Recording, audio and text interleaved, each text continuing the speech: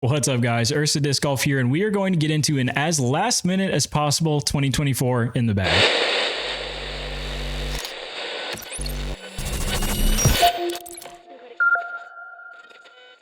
Let's start off with the bag itself. This is the Atlas Pioneer V4 disc golf bag. I have the blue colorway. I got this at a discount this year and really just planned on reviewing it and going back to my Grip A series, and I absolutely fell in love with this bag. Smaller form factor, but it still has the full side pocket, so I don't carry a ton of discs. Has all the disc storage I need, as well as storage for wireless mics, tripods, kind of everything I'm taking as more of the content creator side. So this has worked out incredibly for me. These being $70 on Black Friday was an incredible deal.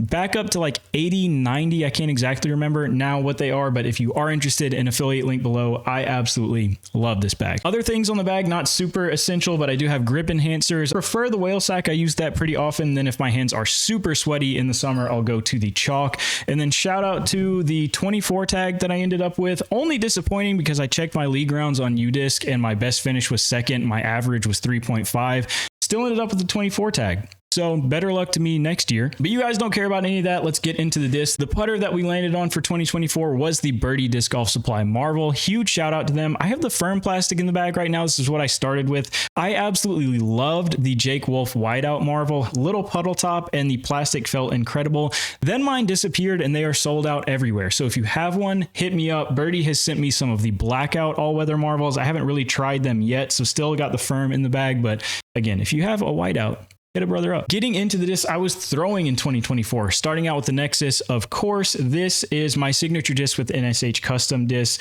Incredible straight flying approach putter is what I would call it. Really, any angle you put it on, it will hold that angle. These started out with a bit more stability, but is beating up to be just that dead straight flyer. Not the glidiest disc, which makes it good for approaches. I can throw this as hard as I want to and never will lose it right or left. Just stays really straight, really neutral. Next up, we'll go into the tomb. So I have this glow D-Blend tomb that replaced my old D-Blend tomb that cracked. This is my third one I've had in the bag now. Beating it up to be as flippy as the other ones, as flippy as I like that beat up D-Blend tomb, but this is definitely working in nicely. Then my go-to straight workhorse tomb right now is actually this I-Blend. I picked this up hoping I could beat it into that flippy spot and stop having D-Blend tombs break on me. These started out with more stability than most tombs and has really beat in to be just an impeccable flyer. The I-Blend plastic is a little gummier now that it's cold, feels nicer than those C-Blends. So this has flown really well for me and an absolute steal. I think you can pick up an X-Out I-Blend tomb for like $7. So you are getting an incredible disc for $7. My overstable approach disc is the James Proctor Alpha Disc Fjord. This is right in between a Zone and a Zone OS is how I'll always describe the stability of this.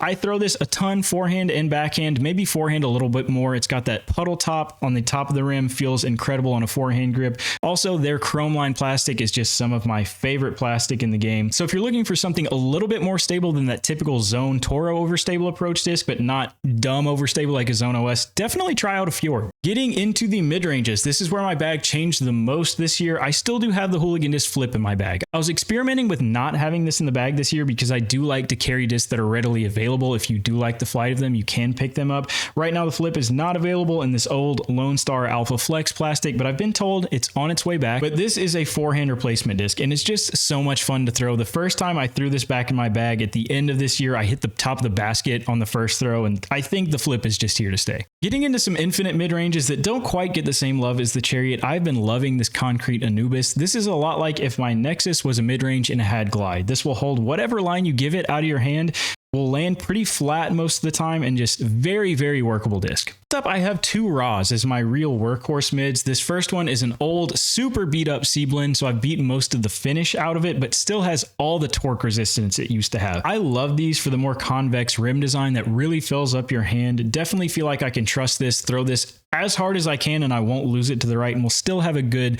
predictable finish to it. This Luster Raw is just one step up more overstable. This is probably one of my worst forehand releases on camera that you're watching right now, but it's still flipped up just a bit and reliably always finishes to the right on a forehand. Still just 1.7 speed for me, a second run Exodus. I lost my first Exodus and completely forgot I had this backup in the car, but shout out to Paul. I think he saved my life with this disc. These are just incredible flyers. Again, incredibly versatile. Forehand and backhand, this will flip up just a bit and hold straight for the majority majority of the flight and a little consistent finish. This is a disc that's been neglected in my bag in the past, 4 or 5 years, but I've really started to throw it a lot now, especially on a forehand, and I am loving this thing. Next up, we'll get into the Dynasties. I think the Dynasty might be one of my favorite molds of all time, honestly. My Swirly S-Blend is beating up to be nice and workable off a hyzer, so it will flip, hold some turn, but depending on how much hyzer I give it, I can do almost anything with this disc. Again, forehand and backhand. I've really tried to pare down molds in my bag as well as just overall discs in my bag because I am able to throw all these molds and be confident with them on both sides of the game, as well as my forehand just not being total trash now, just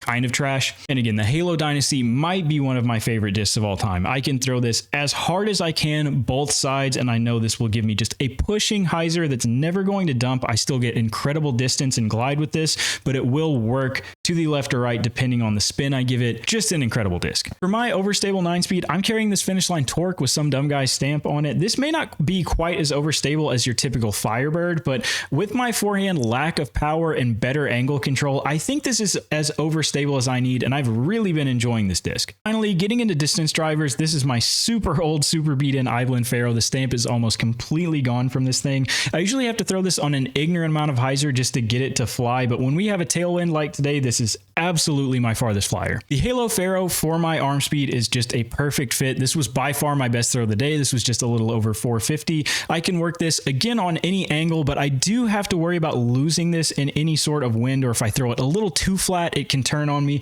So that's when I will step up to the yeet. This is, again, my overstable distance driver, but not incredibly overstable. This is Beatin to have a good amount of glide. It will turn some, but a real consistent finish for me. I will say one thing I'm looking to add to the bag pretty soon is a pretty beefy overstable distance driver.